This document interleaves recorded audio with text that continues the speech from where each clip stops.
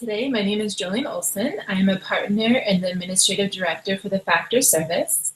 Peter's going to start off with a few discussion points. Then he'll follow up with the live questions from our members. So if you have any questions for Peter, please write them in the comment section on the right-hand side of your screen. I would like to welcome Peter.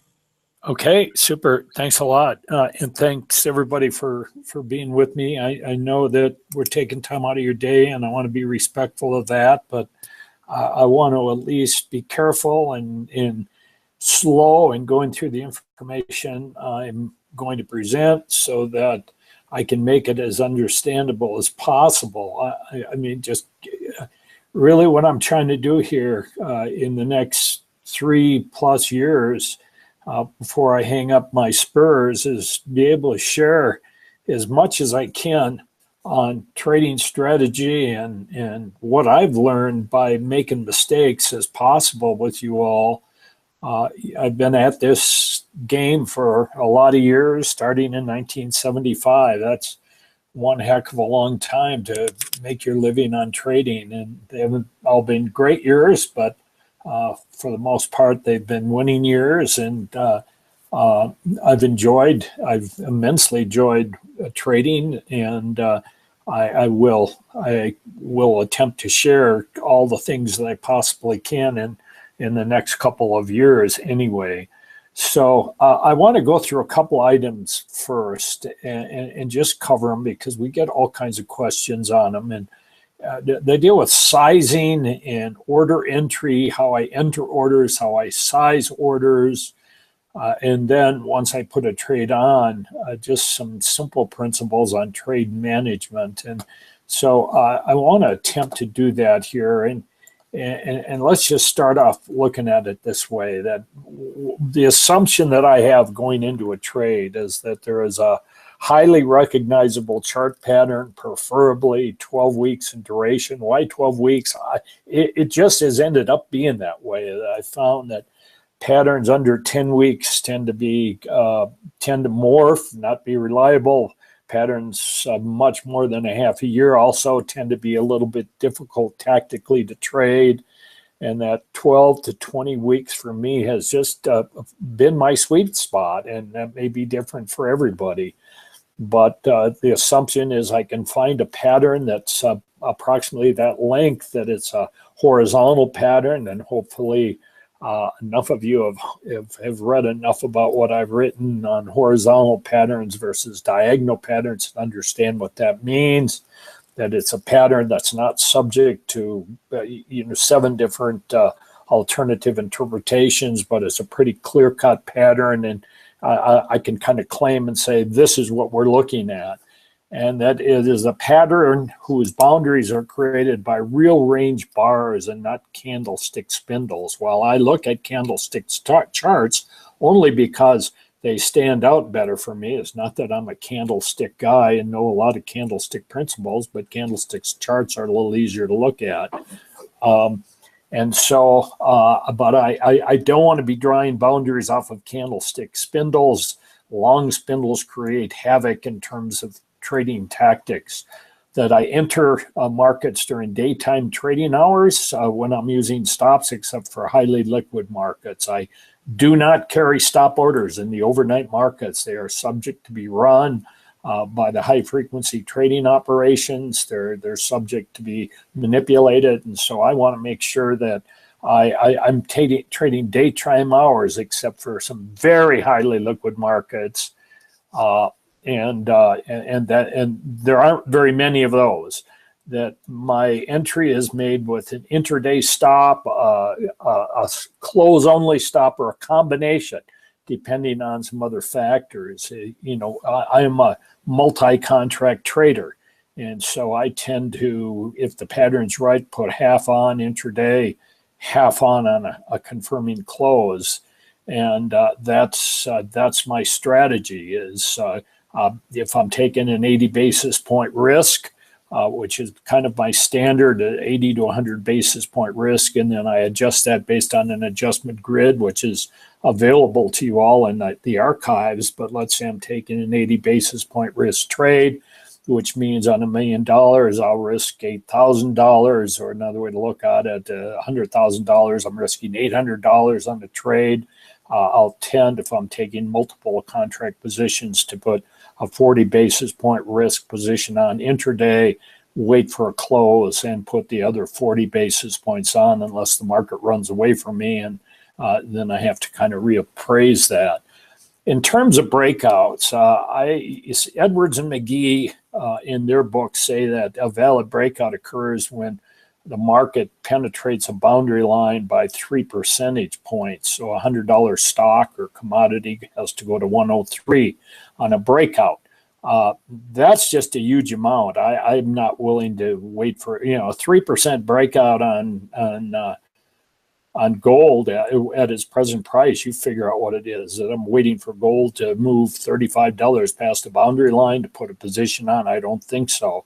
So I've generally accepted a 0.5% of value to 1% value as a breakout point on an intraday stop, meaning that on a $100 underlying item, I'll have an intraday stop at 100.50. In the case of wide-bodied bars, and hopefully you know what I'm talking about on that, you've read in my book, I've talked about using the last day rule as my initial protective stop. Well, in the case of a wide-bodied bar, that's just too much to risk. And so I'll try to find an intraday pivot point for stop protection, initial stop protection, when a market breaks out intraday. And when my order is filled, I look at it, and we've accomplished that breakout with a wide-bodied bar. I'm going to go through a couple case studies quickly first on Nifty 50, looking at order entry and sizing. Then I'll take a look at natural gas on order entry, sizing, and trade management. And I'll go through these then I'll open it up for questions. And so let me switch my screen here so that you can see my charts. And first, I'll take a look at natural gas. This is a market in which I currently am carrying a long position in natural gas. And the dominant pattern, which to me is still a questionable pattern, is this enormous possible head and shoulders bottom that goes back into 2014. I don't like patterns that are just so big. I tend not to like them. I prefer patterns that are usually not more than 6 months to a year. So this is a long pattern. So right away, I have a little bit of question, but nevertheless, it's there. And so it's giving me some direction on which to point my car. Now, on the look at the December contract, I had called this a continuation head and shoulders pattern that dated back to early July and completed finally on October 7th. And so it was in my sweet spot. It was, 14, 15 week pattern. This was a pattern that I put in an order and entered the order just shortly before the close on October 7th. I was watching the market. I was waiting for a couple of minutes before the close to see if we could close above the key crucial levels back in here around 3.346. And I put in an order. It dropped a little bit after I entered it, but I entered it just shortly before the close on October 7th at 3.375. Now, again, based on the last day rule, those of you familiar with the book, my stop would have been under this low of the same day or under 3.259. That would have represented a risk per contract of about 120 basis points. And so against the factor tracking account, it was not a risk that I was willing to take, 120 basis point risk. So I had to look for something else. And in those cases, I'm looking for some sort of pivot point on usually a 4-hour or a 6-hour chart. And I'm taking a look then for the last bar before the breakout. And this was, of course, the buy here but the last 4-hour bar before the breakout was this 3.311 pivot point. And so that established my initial stop. And so I go long on the close, and I use that pivot point for the stop. Now I am looking on all trades to move stops as quickly as possible. And go back to the daily chart. The next day, the market opened a little higher, broke back down to the breakout point, and then rallied strong, as indicated by the green candlestick bar. And then again, reversing back to the intraday chart. This is the break right here. That was the retest low. And so then I use that retest low as my next pivot point to protect the trade. And so on October 11th, I moved my stop to just under that level, which was under the 3.355. So I moved my stop to 3.345. The market then drifted sideways. We formed a little flag here for 2 days. Now, I'd never pyramided on something like that, but the market never really put my entry into serious trouble.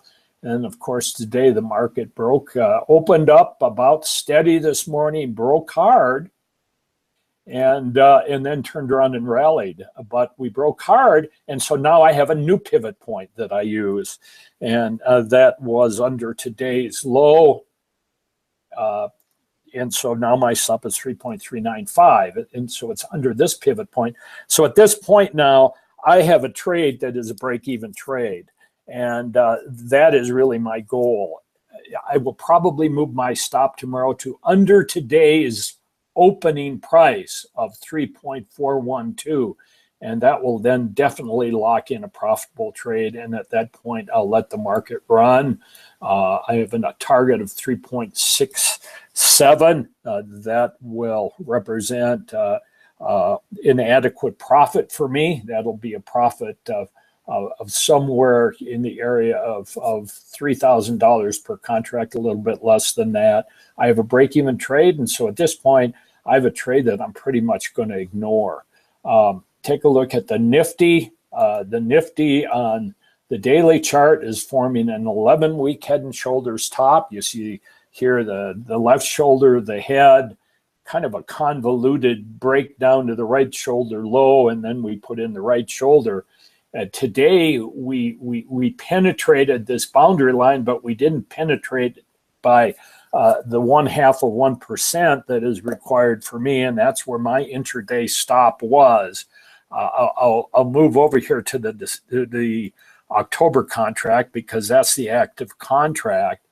And the entry level, my stop today sat at 85.19, which was a breakout through the boundary line of 0.5%.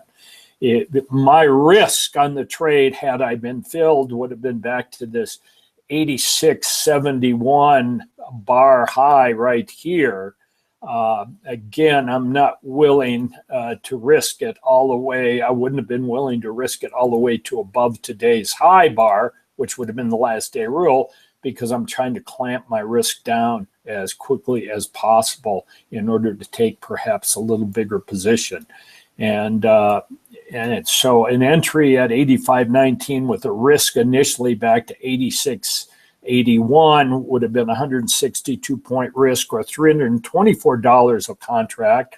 This is traded at the Singapore Exchange in US dollar denomination, or on a one contract per 100,000, it would have been a 32 basis point risk. So my strategy here for the factor tracking account is to sell one on an intraday stop at 85.19 and then to sell another one if the market can close under 85.39, which would be a clear closing price violation of the boundary line. And that at that point gives me a 2 contract per $100,000 position with a risk of somewhere in the area of 65 basis points or so.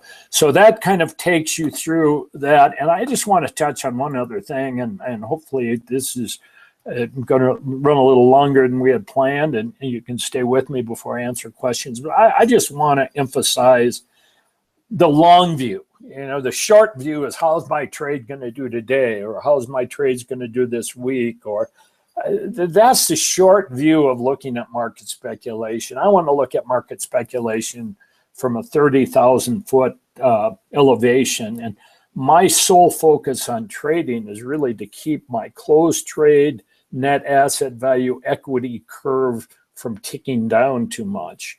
I really don't pay much attention to open trade profits, especially intraday, or even much less on a daily basis, because it forces one to be more focused on trading equity as opposed to trading the markets. I want to be focused on trading the markets, and I want to move stops to break even as quickly as possible, and to keep the closed trade net asset value equity line from downticking while allowing trades to develop sustained trends toward really kind of my sweet spot target goal, which is 300 to 500 basis points profit target in a trading theme. So with that, I'll start answering questions. And Jolene, how do I determine which ones to go to here first? Wonderful, thank you. I will broadcast the first question for you. We have about 15 minutes left, so if you have any questions for Peter, please write them on the right-hand side of your screen, and we'll get to as many as we can in the remaining time of your webinar. There you go, Peter. Okay, where are your soybean oil stops? I'll just go to December soybean oil. I currently have a position of 15 contracts per $1 million in soybean oil, and I'm holding that position, and I have stops at 32.48 right now, and that's under this low day here on October 5th. The market has, of course, you know my longer term view of soybean oil, and that's we're creating this massive head and shoulders bottom, which, depending on how I look at the head and how I determine symmetry, should break out this week or next. Or if it's not, I can calculate it another way, and it may not break out if it is perfectly symmetrical until the middle of December. So we'll wait and see. In the meanwhile, I'm long. I'm looking at this symmetrical triangle, which is now a 5-point symmetrical triangle, and that's a little problematic, and for reasons maybe I'll touch on in the weekend update. We have 0.1, 0.2, 0.3, 0.4, 0.5, actually 0.6. 6-point symmetrical triangles lose their power. I prefer a continuation 4-point symmetrical triangle. And so I was hoping the market was going to bust through here. I have stops at 34.37 to add an additional 10 lots per million, which will take me to 25 lots per million. And then if all things go as planned, I'm looking at a close above 35.50 to complete my trade. My goal is to get to 30 contracts per million on this trade. You know, trades don't always cooperate. You have to adjust your plans day by day, and we'll look and see how it develops. But right now, my stops are under the 32.50 pivot in soybean oil. Okay. Yeah, Tom, when you establish, for example, a long futures position and intraday price rises to a level where you would add to your position, do you add intraday, or do you wait for the close to determine if that price holds up for the day? I wait. I mean, if let's say I'm planning to put a position on 10 contracts per million of some commodity, I will wait. I will wait to put on, if it's clearly drawn boundary, I'll put on half intraday and then wait for the closing price before I put on the final half. There are some cases where I put on half during the day and the market fails. And it's not unusual when that happens for me to bail out on the close if there's enough damage done, even if it doesn't go back to where my initial protective stop was. There are occasions where I will buy a market or sell a market on a breakout, and I put a half a position on and it fails miserably intraday, and I have to scramble out. Okay. For stocks, Edwards and Magee confirmation 3% above resistance. Commodities in 4X, yeah, you're right, 3% close, extreme for those markets. And so I'm looking at a 1/2 of 1% or a 1% breakout above a key pattern line to determine a breakout. Okay.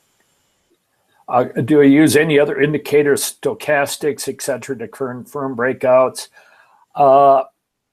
I don't, and let me tell you why. I mean, a lot of those things weren't available when I started trading, and so I'm a bit of a dinosaur. If I were to start today, perhaps I would incorporate some of those things.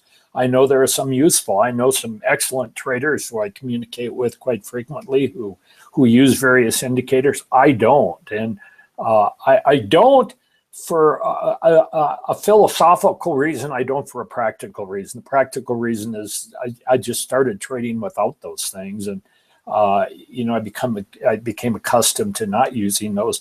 The philosophical reason is I'm sure that I'd confuse myself terribly because there are so many indicators. If you have 3-4 indicators and they don't all line up, do you not take a trade? I think it would complicate my life.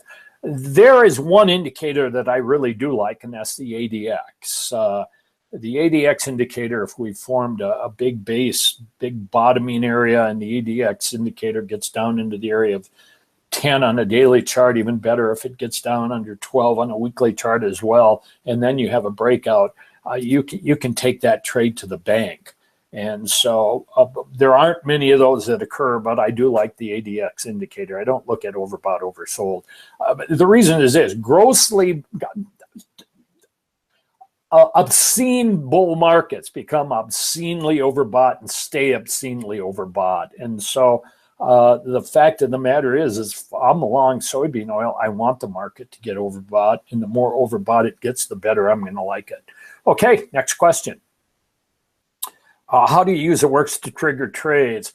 I have alerts on in every important price that I have. For instance, in soybean oil, I have an alert on at 34, 37. I have an alert on at 32, 47. I have alerts everywhere. I have alerts in soybean oil at 35, 60. And so any price where I have an order that's either working on a 24-hour basis or it's going to go in on a day order, I have an alert in, and I have my alerts both emailed to me and sent by text. And so when I get an alert, it may trigger a trade, it may not. If I get, traders such as myself get used to having interrupted sleep, and it's not unusual for me to get interrupted by an alert in the middle of the night, and I'll take a look at a market and determine whether it's something that I'll go back to bed and wait until the morning for, which usually is the case. It may be obvious that an alert was triggered based on high frequency traders running stops. It may also be that something's happened and it's an actionable alert, and I may do something during nighttime hours. I generally don't like trading during nighttime hours because I often don't trust. But you take the yen's primary market hours are when I'm sleeping, and so there's a case where if something triggers in the yen overnight, it's an important trigger. Next question. Also, on a very large bar breakout where dollar stop at the beginning of the bar would be too much, do you have any other suggestion to set a dollar stop? No, I want to try and find something, whether it's the high or low of an hourly bar, or I don't like drilling down the hourly bars. I prefer to look at soybean oil here where we are. I look at. In this case, it's a 4-hour bar, or I might look at a 6-hour bar. I don't want to drill down any further than that because I think it just it's getting my nose too close to the screen. And so, but in the case of a big wide-bodied bar, I would prefer to try to find something on the chart, a little pivot point or a higher low of a 4 or 6-hour bar. Next question. A brief opinion on today's price action in corn, possible buy level for crude oil. Good question. Take a look at corn here. The corn market corn prices are cheap, if that matters, but we've had difficulty here with the corn market breaking out. It's been a complicated market. We broke out broke down, broke out, broke down, broke out. I think today's breakout is a legitimate breakout. I did not go long corn. I still have to decide whether maybe I want to buy corn on a bit of a break tomorrow, but I think corn is it's been a difficult 10 days trying to figure out what corn's going to do, because it hasn't really paid much heed to this neckline of the head and shoulders bottom. And I don't like markets that just kind of ignore an important boundary line. It's kind of fool me once, shame on me, fool me twice, shame on the market. And I don't need to make money in corn to make my year. And so if I see a market that just doesn't really pay much attention to the sovereignty of a boundary line, I'll tend to stay away from it. And so I doubt if I'll trade corn. I may come in and place an order in wheat. I like the action in wheat today. It's a little bit too short of a pattern for me to really buy it. It's only a 6-week double bottom type pattern, but that to me is a little bit more attractive. I doubt very much whether I'll put in an order in either corn or wheat, because the patterns are in wheat's too short, the pattern in corn is too swirly. But I can't argue with somebody wanting to be long corn at these levels, especially with commitment of traders and historical price support. Okay, crude oil. You asked about crude oil. Let's find crude oil. Crude oil has this big head and shoulders bottom that it's trying to build on the weekly chart, and here it is right here. We're right up to the neckline. I have alerts in. I'm going to look at it. I'm looking at this 53 level on the continuation chart on the December contract. Hopefully this will be December. That's November. I'm looking at this level up here on 54.5. We'll see when we get there. The market is closer on the continuation chart to breaking out than it is on the December contract chart. That's usually a good sign. When your continuation chart leads your breakout and your individual deferred contracts follow, that's usually a sign of market strength. That's a good sign. And I have alert in. I do not have any orders in. Part of me kind of just doesn't trust this pattern in crude oil. And,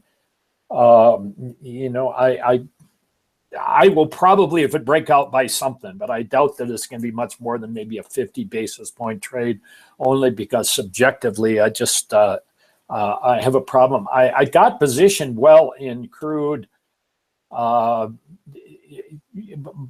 let go of a position too quickly based on the symmetrical triangle in the right shoulder. And so I'm flat in crude, and I'm going to play it day by day. Okay, next question.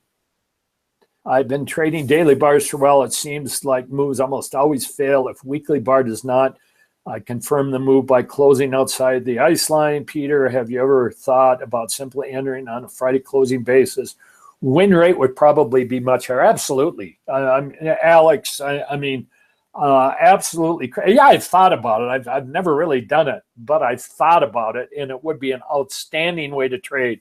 That if one has the patience to wait for closing, you have to give the market much more room. Probably take 150 basis point risk on the trade, because you get much fewer signals, but they're going to be much more dependable. And you're going to have to then take much smaller positions, and that's why I don't do it.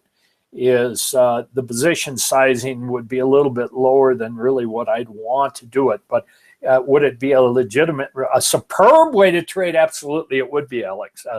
Excellent question, and excellent observation as well. Next question.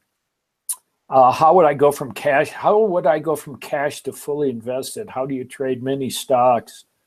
What if, for example, many stocks you are watching have a buy signal at the same time? To be exact, is there a maximum percentage of total equity you'd cap your risk at? If I'm giving, in the case of stocks, I generally trade a 50, 60 basis point position. The problem with stocks is it eats up my cash so quickly. That's why I like futures is, cash purchases the way I trade, I probably couldn't afford a fully vested position, which much more than a 10 stock position. And my capital would be pretty much run out. I would not trade with margin. I'd trade fully vested. But if I was just trading stocks, I probably could only be in somewhere 7, 8, 9, 10 stocks at a time, risking 60, 70 basis points. So if I'm wrong on all, I'm in a 7% drawdown. So I would just want to pay attention to make sure I wasn't in highly correlated stocks. I would not look at that mathematically. It would just be a judgment call on my part on you got the highly related tech stocks and you get 2 buy signals. You get buy signal 2, I'd probably take the best of the 2. So, okay, next question. Position has been extreme in so many markets recently in the COT. Do you see a general trend toward increasing speculation that may lead to more false breakouts? Yeah, I mean, that's a great question, Patrick, and I appreciate the question because the reality is we are seeing COT extremes that are unbelievable across many markets, and one can argue that maybe we're in a new era. Maybe what traditionally has been extreme positions can continue. Keep in mind, commitment to traders is a tool. That's all it is. For me, it's never a trigger. It's never a timing tool, but it can give me a directional bias. And for instance, in gold, I had a directional bias to the downside. I have a directional bias to the downside in sugar presently. And so it'll give me a directional bias, but it doesn't give me a signal. The question is, are we in an era where extremes need to be ignored? I kind of don't think so. I think sooner or later, extremes will catch up with themselves. They have in every market so far to date that I've been watching, except for sugar. They have caught up with the market, and sometimes it just takes a while. Markets that have an extreme can stay at an extreme for quite a bit of time before those extremes finally kick in. And so you always have to combine commitment of traders biases with chart biases for timing and entry and risk management. Okay, next question. Yeah, I have been watching the dollar yuan. As a matter of fact, it made the cross made a new high here this week. The problem with it is it's difficult to trade. The Chinese banks have made it a very difficult carry trade. It's a reverse carry trade because of the interest rate differentials, and so Chinese banks have really figured out a way to devalue their currency and at the same time keep speculators from cashing in. I made money in the first 2 major legs, and I haven't been involved since, but I have been watching it. Okay, I'm going to answer one more question that I just see on here, Jolene, and then we'll cut it off. How do I calculate basis point? A basis point, 100 basis points is 1% of capital. So if I'm willing on $1 million to risk $10,000, that's 100 basis points. And so a basis point is just like it is an interest rate. 100 basis points is 1%. And so it's just an expression of risk as a percentage of trading capital. Okay, thank you all for attending. Thanks, Peter. Thank you, everyone, for joining us today. As always, we appreciate you coming and hanging out with us for this half hour or so, and we love that you bring your questions.